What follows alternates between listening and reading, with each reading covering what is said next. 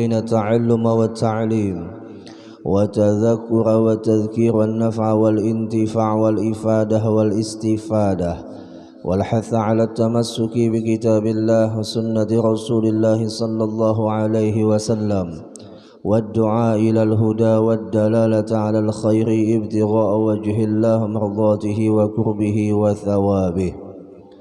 وقال المصنف رحمه الله تعالى ونفعنا بعلومه في الدارين آمين. Al-Imam Syekh Ahmad bin Muhammad Ibnu Athaillah, beliau mengatakan di dalam kalam hikmahnya, man arafal haqqa syahidahu fi kulli syai' wa man fana bihi ghaba an kulli syai' wa man ahabbahu lam yu'thir alaihi syai'a. Bapak Ibu jamaah rahimakumullah wa athabakumullah. Pertama-tama tentunya selalu kita panjatkan rasa syukur kita kepada Allah Jalla Jalaluh yang alhamdulillah di bulan Syawal ini kembali kita bertemu dalam kajian rutinitas subuh Senin di Masjid Al-Falah ini dalam keadaan sehat walafiat, disertakan oleh Allah hidayah, taufik dan inayahnya, sehingga kesehatan yang diberikan oleh Allah terarah kepada ibadah.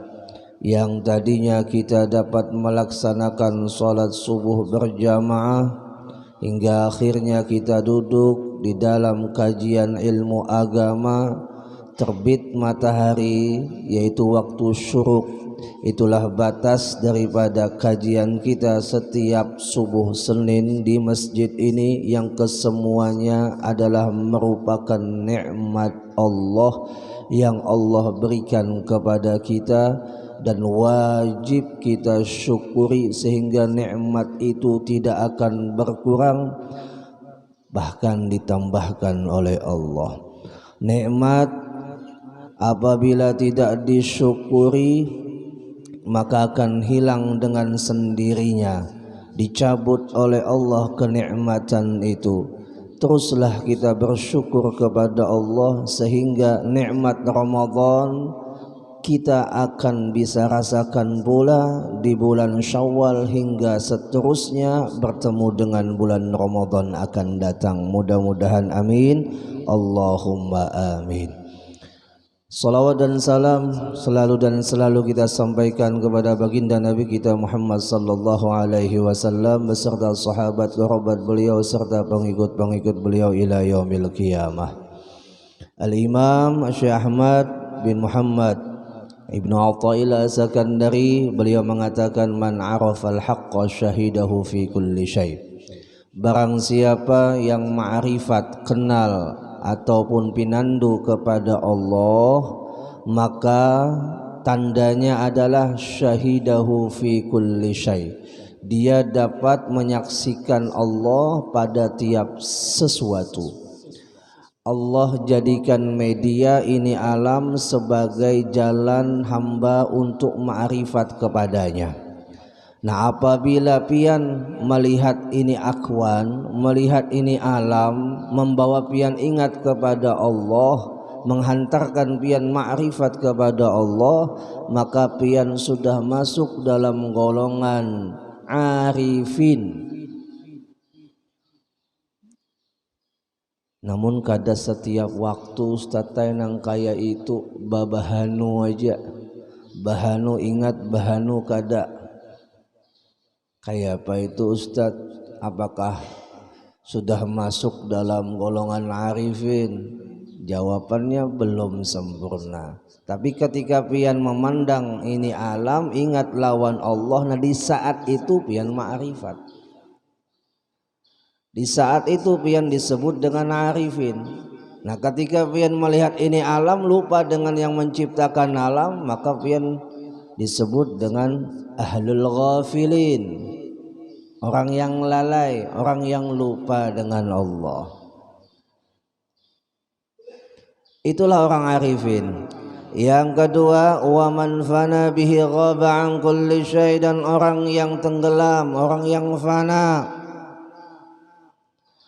dengannya itu Allah, ghaba an kulli syai, maka segala sesuatu itu tenggelam, yang muncul hanya Allah. Ini tingkatan yang kedua.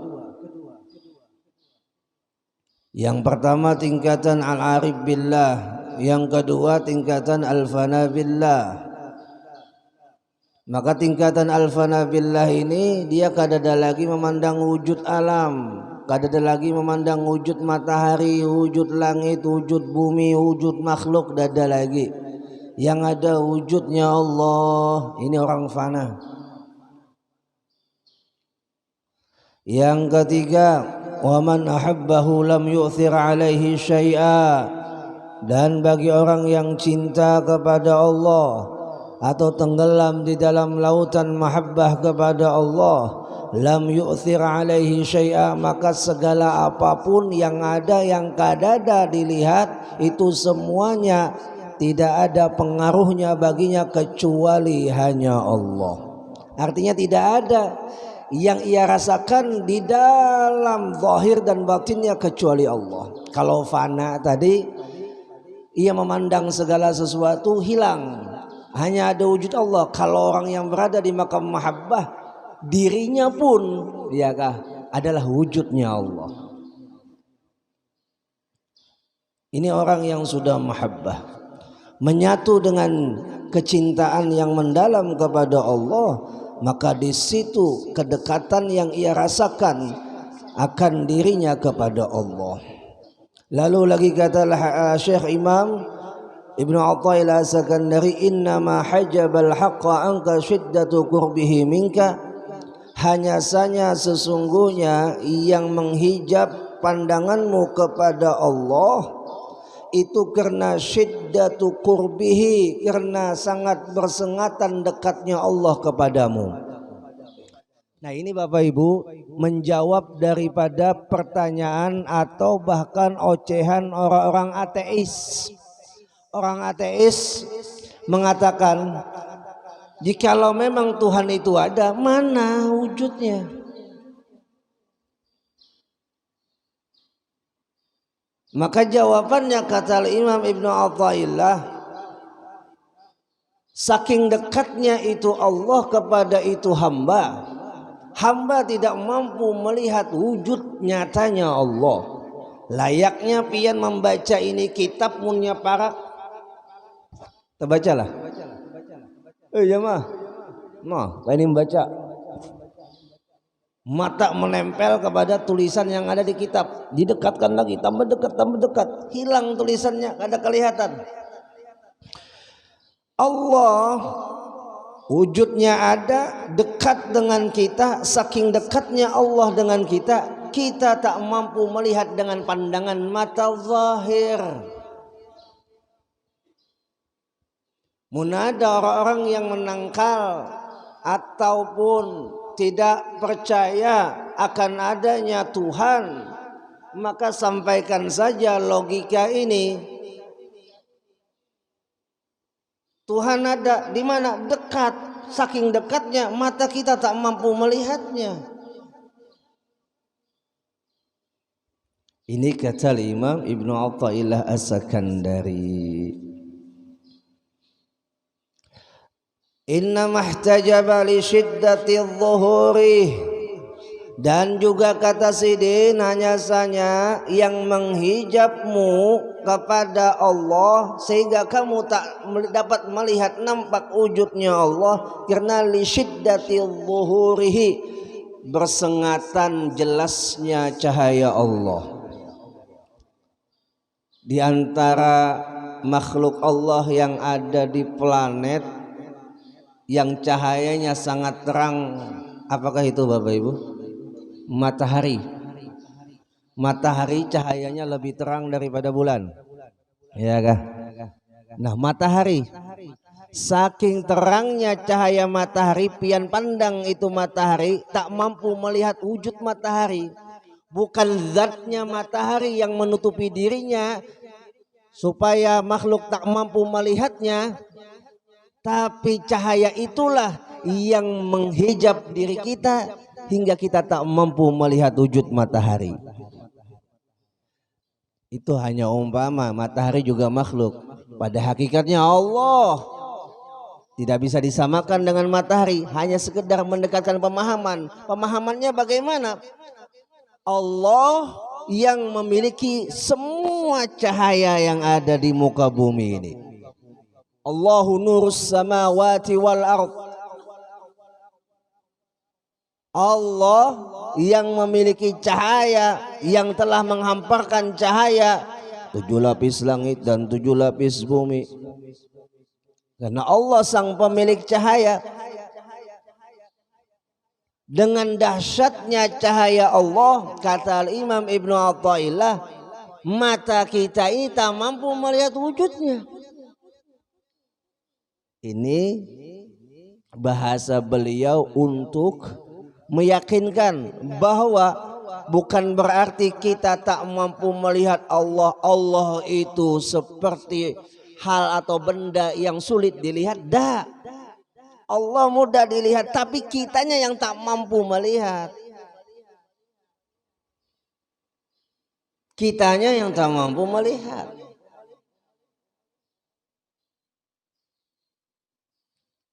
Orang-orang yang ketujuh membahas ilmu kalam, ya kan? Ilmu kalam itu ya ilmu tauhid. Kalau dalam bahasa perkuliahan ilmu kalam, ada beberapa golongan yang mana mereka menjadikan objek Tuhan itu sebagai pembahasan yang akhirnya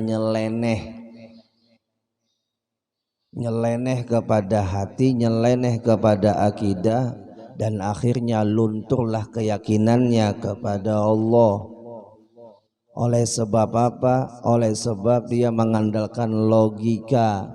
Nah, Imam Ibnu Athaillah menghadirkan secara logika. Bagi mereka yang memakai logika, nah jawabannya Ujasidin. Ikam aja tumunnya membaca kaparakan kada kau melihat, apakah mata ikam buta ataukah tulisannya yang kadada? Jawabannya tulisannya ada, mata ikam kada buta. Tapi kenapa kada kau melihat? Karena saking dekatnya. Atau mata tak mampu memandang matahari, apakah mataharinya kadada ataukah mata kita yang buta? Matamu buta? Jawabannya tidak, matamu tidak buta, mata kita tidak buta, mataharinya ada. Tapi kenapa tak mampu melihat? Karena cahayanya yang sangat bersengatan. Itulah yang menghijab kita, tak mampu melihat wujud matahari. Salah besar kalau ada yang mengatakan Allah itu tidak dapat dilihat karena kada ada wujudnya. Waliyadzubillah. Tergelincir akidahnya.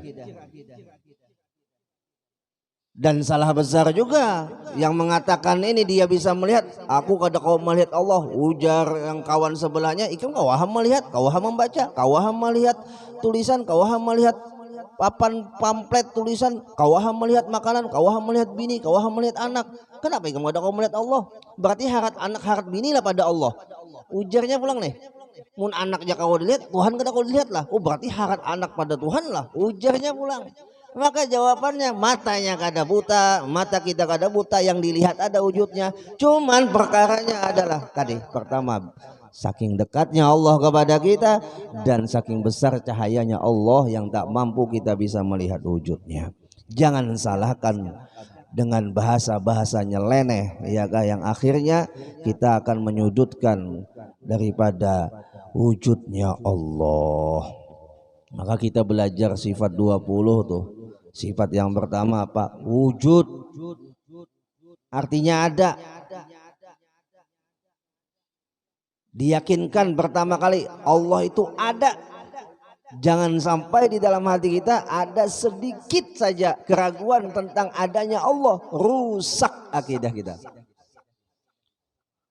Kada apa-apa nah aku makan di kamar mandi, kada ada jua yang melihat.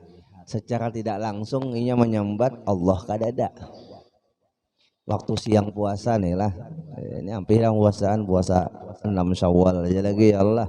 Waktu puasa Ramadan, ada apa-apa aku bersembunyi makan, nggak ada jua yang melihat. Secara tidak langsung dia mengatakan bahwasanya Allah itu kadada.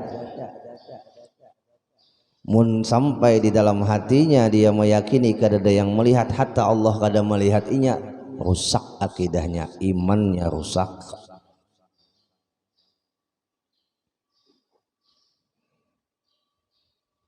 Kenapa kita itu sering selingkuh di hadapan Allah? Karena kita menganggap Allah bisa kada melihat kita, atau bahkan kita mengatakan waliyadzubillah Allah itu kadada, naudzubillah.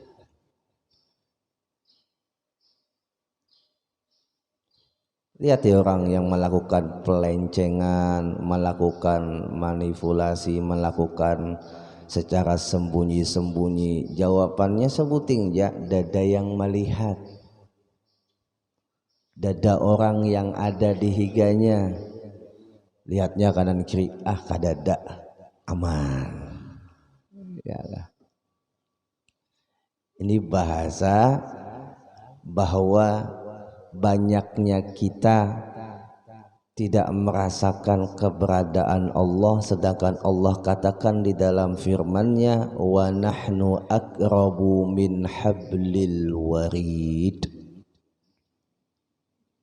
dan aku terlebih dekat daripada urat lehermu wahai hambaku. Allah katakan aku tuh lebih dekat dari urat lehermu. Leher kita nih, nah lawan kita dekat, lebih dekat Allah daripada itu kepada kita. Ya Allah. Di dalam firman yang lain, wa idza sa'alaka ibadi anni fa inni qarib. Wahai kekasihku Muhammad, apabila hambaku bertanya kepadamu atau meminta sesuatu kepadamu, maka katakan fa inni qarib, bahwasanya sesungguhnya aku Allah dekat. Allah yang nyatakan dekat kepada kita, tapi kita yang kada dapat merasakan kedekatan Allah dengan kita oleh sebab hijab tadi. Di antara hijab yang membuat kita itu kada merasakan dekatnya Allah dengan kita adalah dosa. Yang kedua, tidak adanya pengetahuan tentang masalah ilmu tauhid. Karena kalau umpama orang itu hanya mengandalkan ujarnya, cukup dengan amaliyah, cukup dengan istighfar, lalu dia tidak pernah menuntut ilmu tauhid, khawatirnya ujar ulama, ketika ada sesuatu yang dekat dengannya, dia terka itu adalah Allah. Contoh saja umpama cus cahaya tiba-tiba datang di rumahnya atau di pesajadahannya, karena inya kada pernah belajar ilmu tauhid, inya padahkan cahaya itu Allah. Bahaya.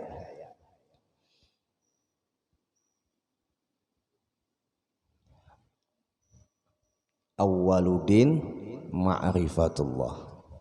Awalnya agama adalah kenal dengan Allah.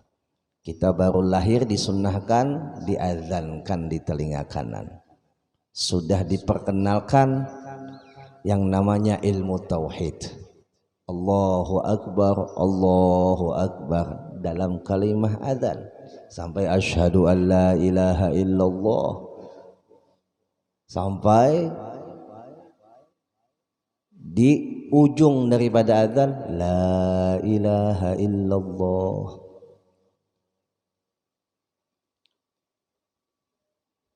Awal yang diperkenalkan kepada kita adalah Allah. Habis itu lagi di dalam riwayat disebutkan apabila kita itu waktu halus nih, atau anak kita aja, karena mun kita lagi halus mengingatnya susah. Kayak apa kita lagi halus, apalagi waktu bayi kada kau mengingat lagi masa itu. Nah, kita ambil saja contoh anak kita.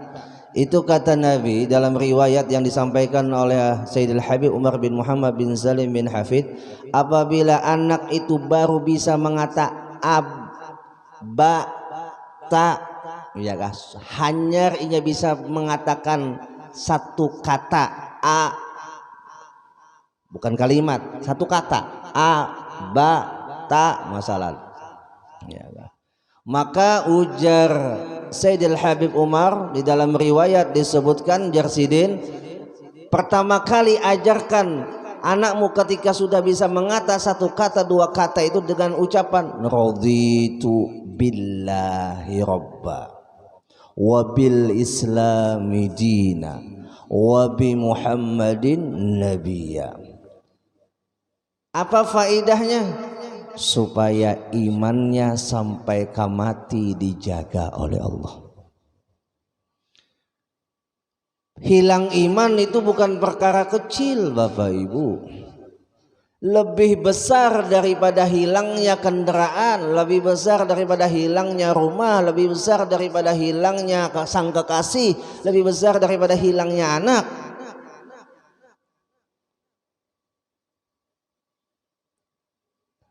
Maka mintalah selalu penjagaan akan iman. Kepada siapa? Kepada Allah. Ada salat lihifzil iman. Nah, salat sunnah lihifzil iman. Al-Imam Nawawi, Syekh Nawawi Al-Bantani. Syekh Nawawi Al-Bantani beliau meriwayatkan sebuah hadis tentang sembahyang lihifzil iman. Hendaknya dilaksanakan kata beliau antara maghrib isya setiap malam untuk pemeliharaan iman dan ujian iman yang paling berat saat sakaratul maut. Karena pada saat itu hal-hal yang tidak pernah kita reka-reka, yang tidak pernah kita bayangkan hadir. Wujudnya memiripi dengan muha abah mama dan orang-orang yang dekat dengan kita lalu mengata aku Tuhan. Maka pada saat itu apabila iman kita kada kuat kita katakan iya, maka kita sudah tergelincir dan mati su'ul khatimah. Kayak apa tadi caranya Ustaz salat lihifzil iman? Lafaz niatnya usalli sunnatal lihifzil iman rak'ataini lillahi ta'ala. Ayatnya Ustaz, setelah Fatihah baik rakaat pertama sama rakaat kedua sama, yaitu baca inna anzalna sampai habis, qul huwallahu 6 kali, lalu lanjut qul a'udzu birabbil falaq sekali, qul a'udzu birabbin nas sekali. Rakaat pertama dan rakaat kedua sama seperti itu. Pas sujud terakhir baca doa Allahumma inni astaudi'uka imani fi hayati wa 'inda mamati fahfaz 'alaiha. Itu diamalkan oleh para ulama termasuk almarhum Abuya. Munnya qiyamul lail di bulan Ramadan sidin buat sembahyang lihifzil iman. Karena iman itu mahal Bapak Ibu. A'zamun ni'am, sebesar-besarnya nikmat adalah iman dan Islam. Biar pian sugih kada beriman dada artinya sugih pian. Kada membawa keselamatan sampai ke akhirat. Biar pintar kayak tokoh-tokoh dunia, Sokrates, Plato, apalagi namanya, bubuhan ahli filsafat. Nah, bahasa-bahasanya filosofi, tapi karena kada beriman lawan Tuhan maka tidak ada manfaat baginya sampai ke akhirat. Ya Rob, iman mahal. Mudahan Allah jaga iman kita barataan. Amin. Allahumma amin. Nah, Bapak Ibu jamaah rahimakumullah wa athabakumullah. Lalu lagi kata Syekh Ahmad bin Muhammad ibn Athaillah, wa khafiya 'anil absari li'azmi nurihi, dan samarnya penglihatan mata kepada wujudnya Allah karena li'azmi nurihi, sama aja maksudnya dengan yang di awal lah, karena besarnya cahaya Allah. Lampu tuh lah, ini lampu nih. Nah, lampu ini berapa watt? 100.000, 100.000. Silau sudah mata lunak, raum mata. Hanya melihat 1 watt sudah raum. Parakit harus mata pian ke lampu tuh. Ini kan masih jauh jaraknya. Parak, makin parak. Apa yang terjadi? Bukannya melihat mata pian rusak. Itu hanya cahaya lampu. Cahaya matahari makin nyai kayak gerhana matahari semalam, gerhana matahari hibrida, munnya dipandang bisa mengolah mata rusak. Bagaimana dengan orang yang ingin memaksakan hendak memandang wujudnya Allah? Hancur awak kita, dah kawan nyandang. Jadi ingatakan Bapak Ibu, munada pembahasan tentang masalah ilmu kalam yang mengarah kepada di mana adanya Tuhan, maka jawab saja Tuhan ada wujudnya. Bagaimana wujudnya? Dakawa mandang. Oh, mau pangkai itu ujarnya. Ambil saja contoh lampu perakakan ke matanya. Nah, kawalah mandang ikam toh. Kawalah melihat. Udah kawanya silau, sakit mataku. Apalagi cahayanya Allah. Belum lagi Allahnya. Nah, jadi Bapak Ibu jamaah rahimakumullah wa azabakumullah. Jadi pengalaman pribadi di saat merasani jua nih kisahnya ya, merasani jua di bangku perkuliahan. Ada dulu semacam seminar, judulnya itu eksistensi keberadaan Tuhan. Wih, mantap, pada judulnya sudah mantap pada saat itu. Dosennya didatangkan dari luar, membahas masalah keberadaan Tuhan. Pada saat seminar itu Bapak Ibu, banyak yang menghadiri mahasiswa dan mahasiswi yang tadinya kuat akidahnya, setelah masuk di seminar itu pulang kada bersembahyangan banyak. Kenapa? Karena tadi dihadirkan logika-logika yang meruntuhkan keimanan kita, keimanan mahasiswa pada saat itu. Diambilnya 1 gelas oleh si dosen nih, dosen yang dari luar nih. Ini gelas, ujar si dosen. Nah, sebelum saya praktekkan ini gelas atau saya lakukan ini gelas, saya mau tanya dulu kepada semua mahasiswa dan mahasiswi, apakah Anda yakin Tuhan itu ada?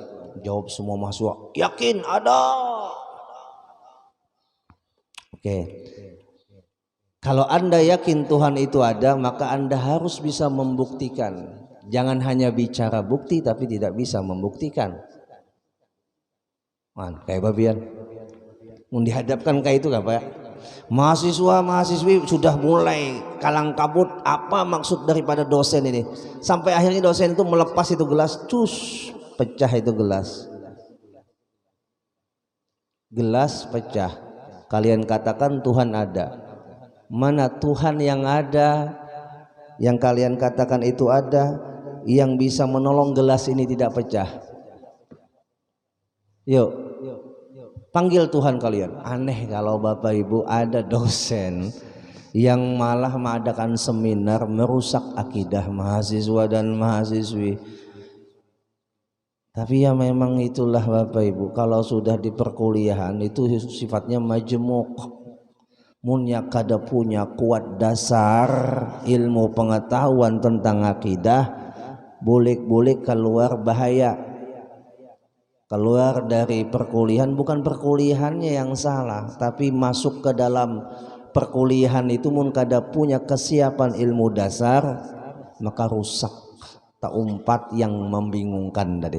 Karena di sana ada perbandingan mazhab, ada, belum lagi masalah ilmu kalam, ada perbedaan pendapat antara Mu'tazilah, antara Khawarij, Murji'ah, sampai kepada Ahlus Sunnah wal Jamaah, itu dihadirkan semua. di dalam pembahasan materi kuliah.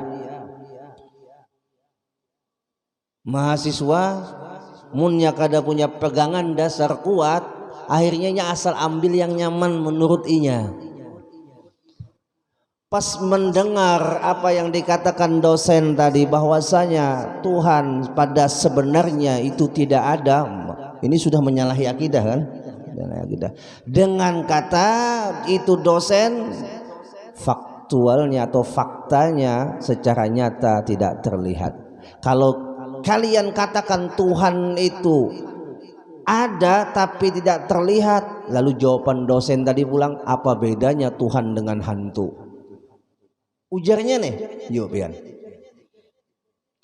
Yuk kalian katakan Tuhan itu tidak terlihat, apa bedanya Tuhan dengan jin?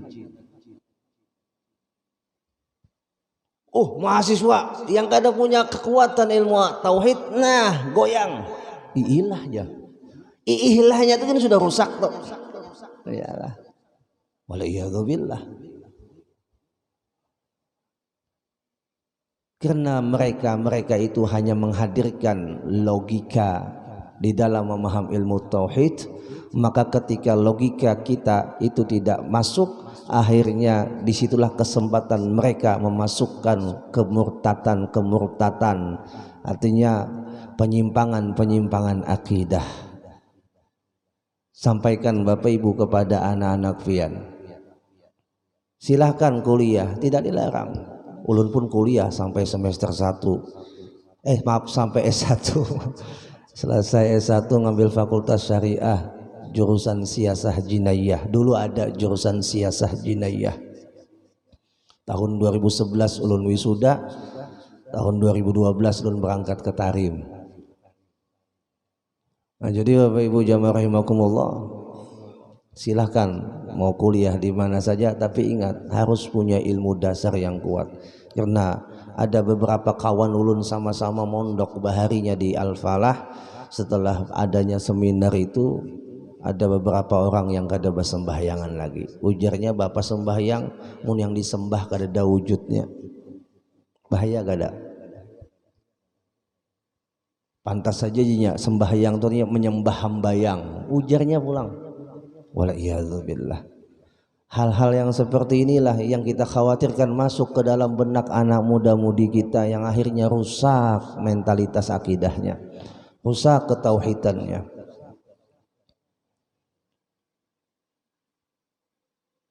Lihat wasiat yang disampaikan oleh Nabi Yakub kepada anak-anaknya, wasiat Nabi Ibrahim kepada Nabi Ismail, ma ta'buduna min ba'di. Wa qala li banihi ma ta'buduna min ba'di. Wahai anakku, apa yang ikam sembah setelah aku mati? Yang diingatkan adalah akidah, yang diingatkan adalah tauhid. Apabila krisis tauhid, maka banyak orang yang mengambil jalan singkat, jalan ekspres dengan bunuh diri. Kenapa? Inya kada bertuhan, inya kada bertauhid, lalu ngambil jalan ekspres untuk menyelesaikan masalah dengan bunuh diri. Berusaha untuk bunuh diri, berusaha untuk melakukan hal-hal yang keji. Kenapa? Inya kada batuhan, ada masalah daguicus, larinya mabuk tenggeng. Kenapa? Karena inya kada merasa berisi Tuhan. Ini bahayanya krisis tauhid. Tanamkan kepada anak-anak kita yang namanya tauhid. Mulai lahir sudah kita padahi dengan kalamullah, Al-Quran kita bacakan kepada itu anak. Tapi jangan sampai di situ saja, terus diingatkan, nak, ingat akan segala sesuatu yang ngatur Allah. Insya Allah orang yang bertauhid hidupnya kada lapah. Orang yang bertauhid hidupnya nyaman. Kenapa? Karena dia punya prinsip yang disampaikan Nabi kepada Sayyidina Abu Bakar, la tahzan innallaha ma'ana. Jangan bersedih, kata Nabi kita kepada Sayyidina Abu Bakar, sesungguhnya Allah bersama kita. Itu tauhid. Jangan bersedih, Allah selalu bersama kita. Ya Rabb, mudah-mudahan Allah membersihi kotoran-kotoran yang ada di dalam hati kita, sehingga ilmu-ilmu yang murni, ilmu-ilmu yang suci, ilmu-ilmu yang diridhoi bisa masuk ke dalam dada kita dan kita diberikan taufik untuk bisa mengamalkannya. Amin Allahumma amin.